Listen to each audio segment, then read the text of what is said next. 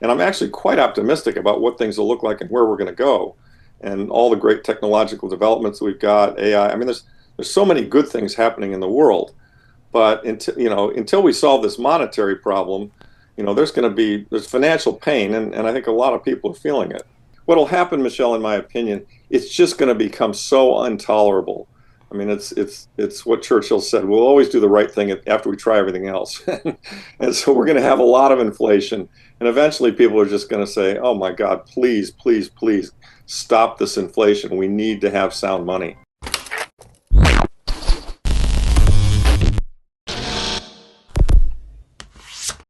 Hey guys, welcome to Everyday Finance. When it comes to money, history demonstrates a recurring pattern. Governments overspend, and the standard reaction is always to print more money. However, printing doesn't make the cost go away. Instead, it subtly shifts the expense onto regular people through inflation.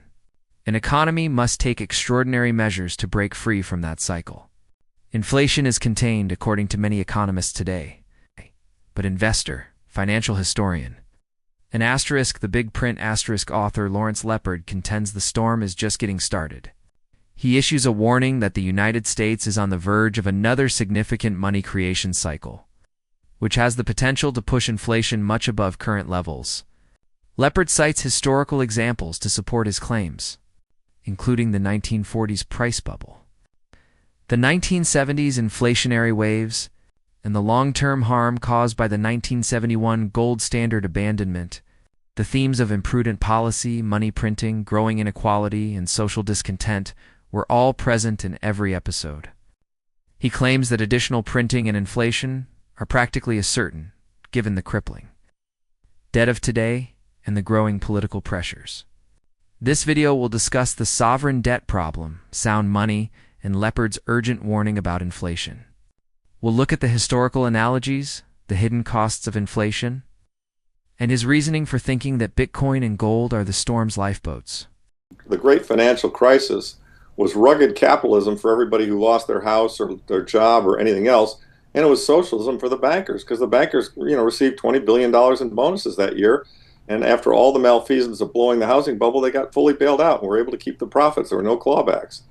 And so, what we've done is the system as established, this banker cartel that we've established, has enriched the bankers, enriched the financiers, enriched cotillionaires, and empowered the government. And that's why all those people have done extremely well at the expense of the people who go into the grocery store every day and say, "I can't believe this is so expensive."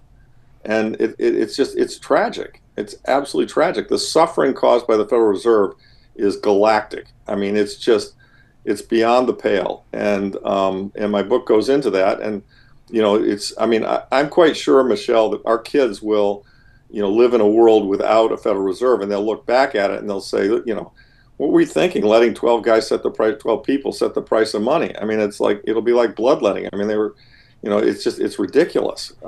So that's where we're headed, and that's the good news.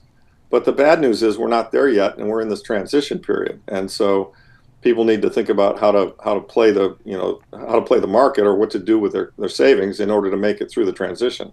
Well, I mean, at a very simple and basic level, if the problem is the government is printing too much money and they're out of control, which is, I believe, the problem, and it's likely to persist. I mean, sometimes when people say they're looking at investing with me in my fund, they say, "Larry, what would cause your fund not to work?" And I would say the government would get really responsible and balance the budget, and they laugh hysterically.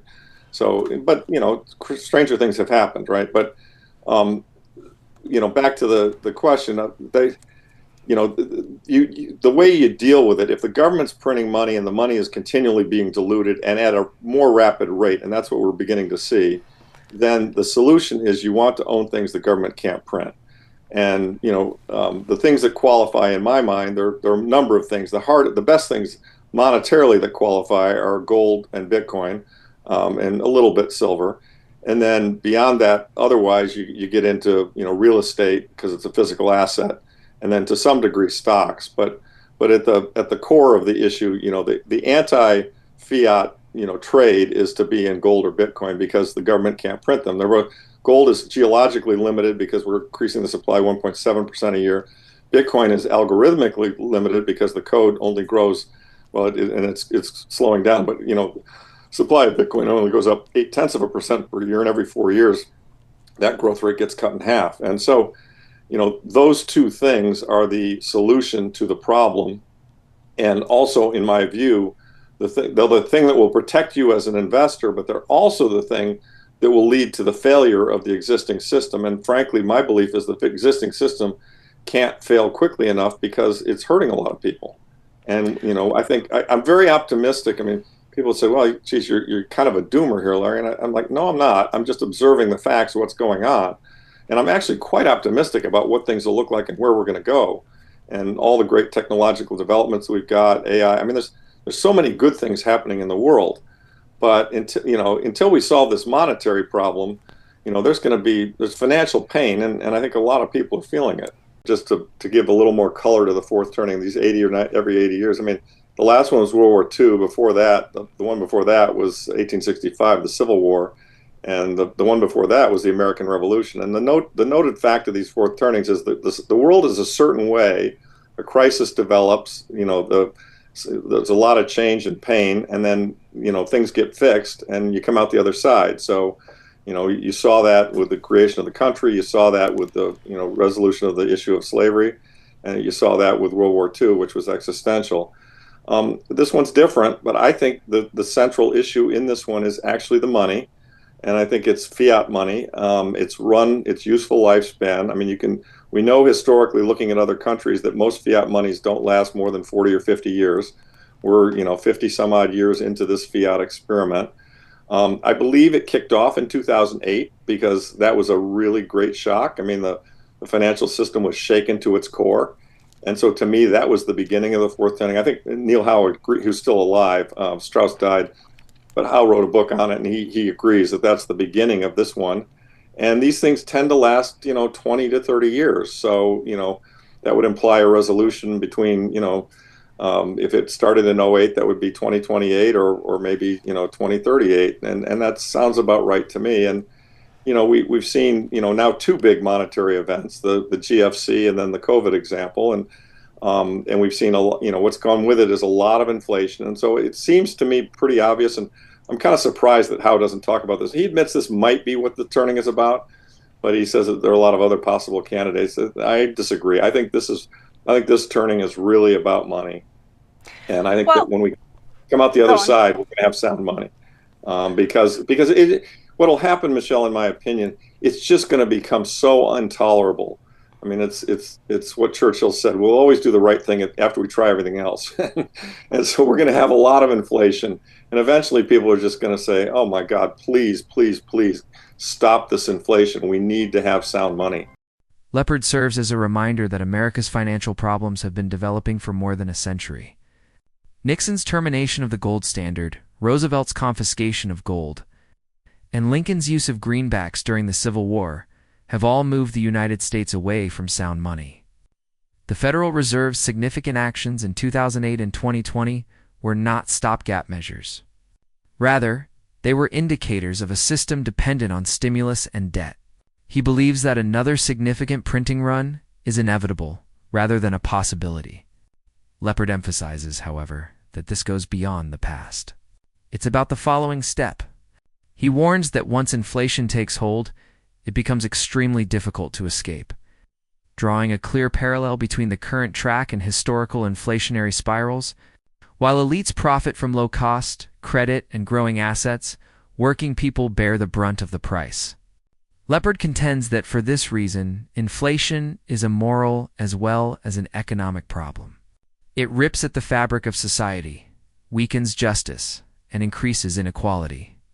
He makes it obvious in his stern warning that America is once again heading in that direction. Is it acute? I mean, it's acute because of math and compound interest. And so, one of the charts I like to show very often is the growth in GDP and the growth in the debt burden. I mean, when you start taking on debt to grow a society, it can be a good thing. This just goes to show you how acute the problem became in 1971.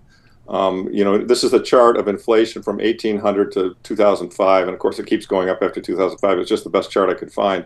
And what it shows you is that wars were generally inflationary, but somewhat amazingly, throughout most of the 19th century, inflation was not a problem.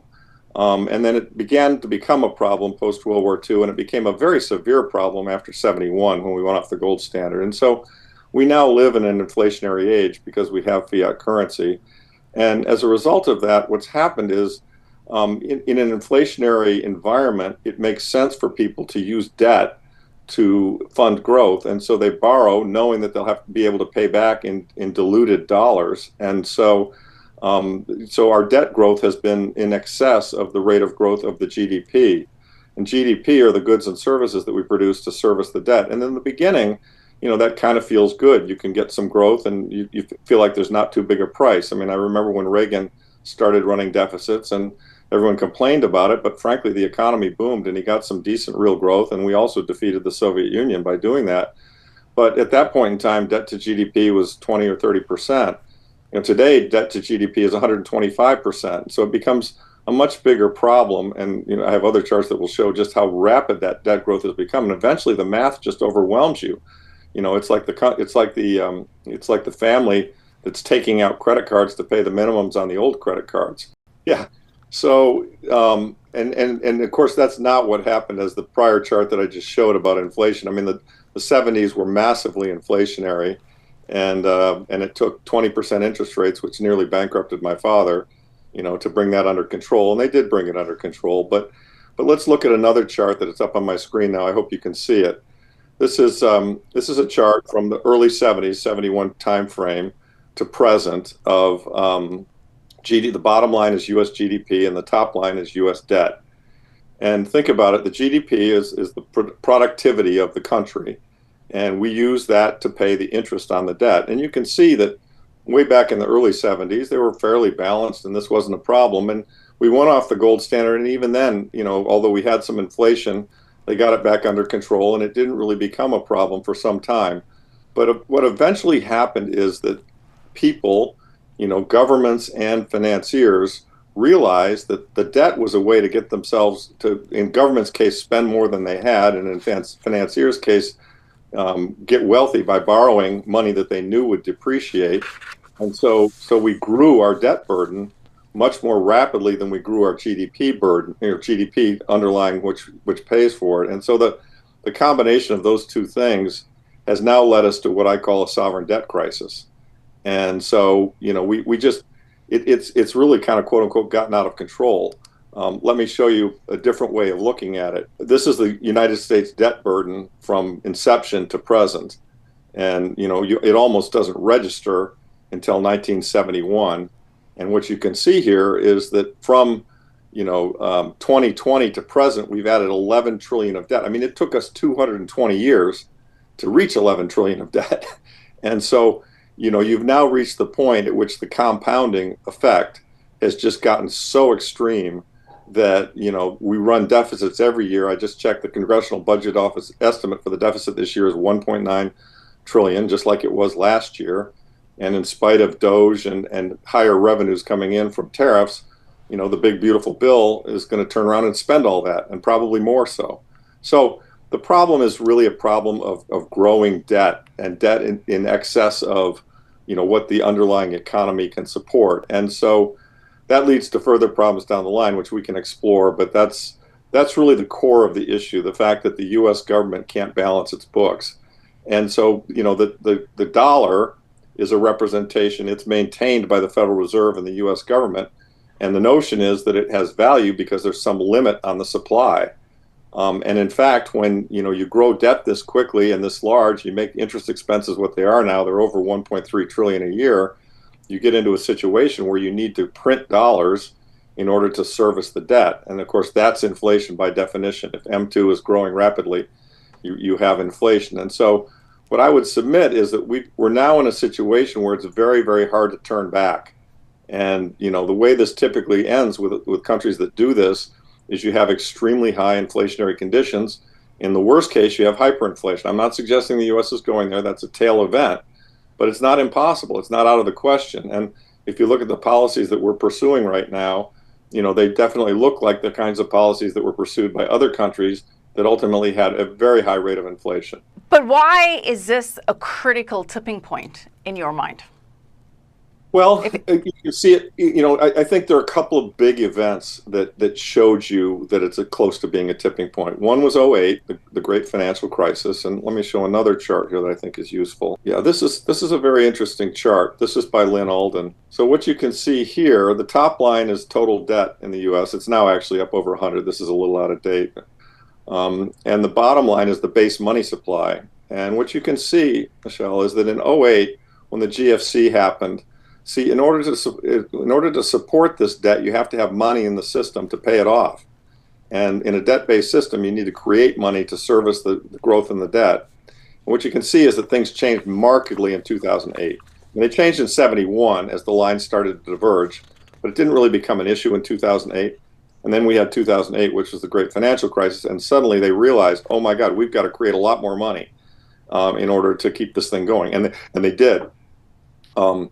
And what we had is it's in my book, but they stabilized it through changing the rules of interest on excess reserves.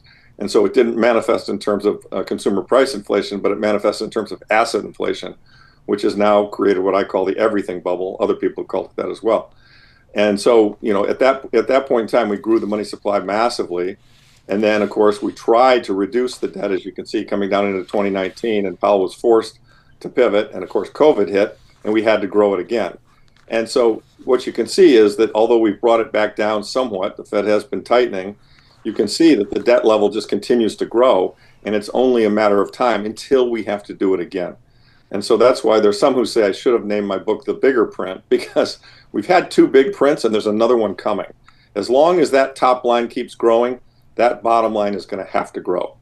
That's just math. And so, therefore, that's the answer to your question of why is it inevitable that we have a lot of inflation at some point. Now, knowing exactly when it's going to hit, that's a little bit dicey. You don't know. It could be tomorrow. It could be a year or two. But I'm very comfortable that another big print is coming because I can look at this math and see why. To put it bluntly, Larry Lepard says that inflation is theft.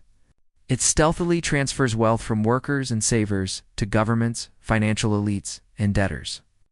Due to the Cantillon effect, the persons closest to the money printer, large banks, hedge funds, and corporations benefit from low-cost capital initially, while the general public is subjected to crushing credit, stagnant wages, and increased prices.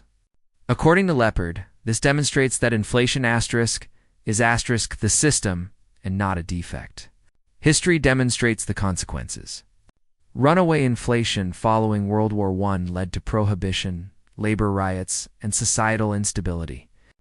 3 waves of inflation pounded the economy in the 1970s before Paul Volcker's sharp rate increases ultimately compelled a restart. With the debt-to-GDP ratio reaching all-time highs, policymakers are currently constrained. Lepard cautions that we may encounter another historic inflationary cycle that has the potential to alter the global financial order if the government resorts to yield curve management and prints trillions more. However, this catastrophe also presents an opportunity. Sound money is the remedy if unsound money is the illness. Furthermore, sound money isn't just gold in the 21st century. Bitcoin has become a contemporary substitute since it is limited, decentralized, and uncontrollable by the government. Lepard contends that assets like gold and Bitcoin will not only protect wealth but also thrive in a world where money is created at an unrelenting rate. The case for hard money is stronger than ever as trillions pour into the economy. The decision is simple. Put your faith in a system that is heavily indebted and based on political pledges, or take cover in assets that are not tradable. Lepard makes it apparent that this isn't theory. It's survival for investors, savers, and everybody else looking to safeguard their future.